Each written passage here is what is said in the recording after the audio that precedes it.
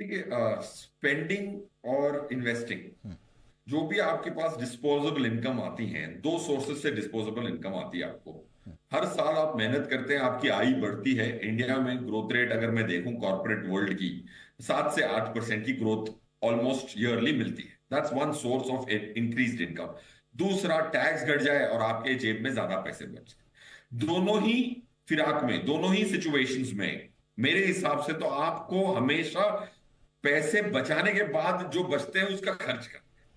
तो अगर आपको ऑलरेडी जो टैक्स रिबेट मिल रही है तो आपकी एक्सपेंस बढ़ाने का तो सवाल ही नहीं उठता। और आपको अपने इन्वेस्टमेंट्स करने चाहिए जो हाथ में डिस्पोजेबल मिलती है। आपकी इकोनॉमी को बढ़त करने की आपकी तो जिम्मेवारी नहीं है। आपको अपने परिवार की फ्यूचर की सुरक्षा आपकी जिम्मेवारी है, if you are the bread winner for the family.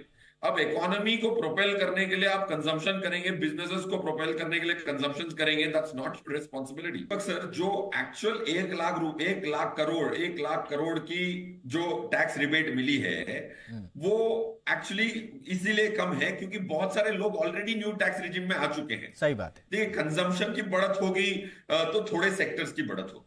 अगर रिस्क कैपिटल जाएगा इन्वेस्टमेंट में, तो कैपिटल एक्सपेंडिचर प्राइवेट सेक्टर नहीं कर रहा है। तो आज की डेट में कहीं ना कहीं इकोनॉमी को फायदा हो ही जाता है अगर आप रिस्क कैपिटल लाते हैं सिस्टम में। इंडिया के 935 लाख करोड़ में से रिस्क कैपिटल है सिर्फ सिर्फ 6% का। और इक्विटी इन्वेस्टमेंट सिर्फ 6% है। 90% इन्वेस्टमेंट डेट, गोल्ड और रियल एस्टेट में है। तो जो मोस्ट प्रोडक्टिव एसेट्स हैं इंडियन हाउस होल्ड्स के पास नहीं है। So coming back to the point, मेरे हिसाब से आपको कंजम्पशन की चिंता ना करें।